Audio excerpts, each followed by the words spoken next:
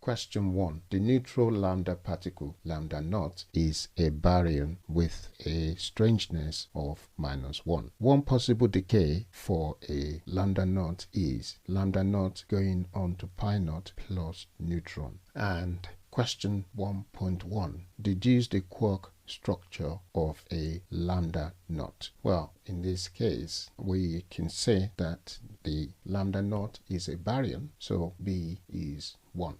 It must have 3 quarks, and the charge is 0 because of 0 here. And we know that it's got one strangeness of -1, and that -1, there's no strangeness in this one or that one, so it's going from -1 to 0. So it's a weak interaction. And we know we need to remember that the strangeness S, when it decays, which would then give U and then release a W minus, weak interaction here, which would then give D and U bar. So this has to be remembered by students. And you can see we already got the pi naught here. So that's your pi naught, which means you need something else to make up the neutron. I've already got the D, I need another D and a U. Therefore, my neutron must be a U going on to U and a D going on to D. So that is my neutron. And we can say that's your neutron and this is your pi naught. And the weak interaction is this here. So that's the weak interaction. Question 1.2. State and explain which interaction is involved in this decay. Well, we know it's a weak interaction, so S is not conserved. Therefore, it's weak interaction.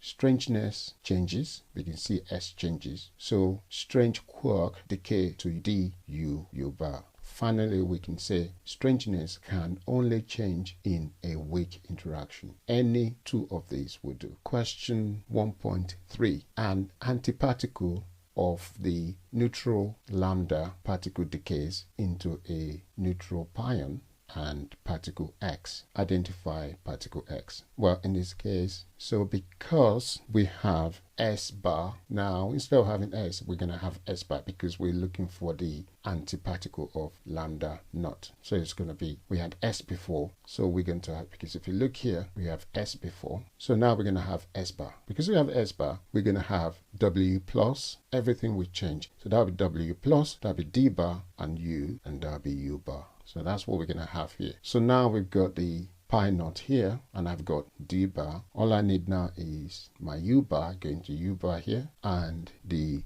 D bar going on to D bar here. And that'll be my anti-neutron particle, and that'll be my pi naught. That'll be neutral pi naught. What we now have is lambda naught bar going on to pi naught plus neutron bar. So you have to remember that when the S decay or S bar decays. Question 1.4. The rest energy of a lambda naught is equal to the energy of the photon with a frequency of 2.69 times 10 to the power 23 Hertz. Determine in mega electron volt the rest energy of a lambda naught. That's 1 mark, but we have to do a bit of work here. So we know that energy is HF, where H is Planck constant in joules. We want to take it to mega electron, so therefore we need to divide it by EM, where E is the Coulomb charge for electron and M is mega, which is 10 to the power 6. So we've got that equation, we just need to populate it with its value.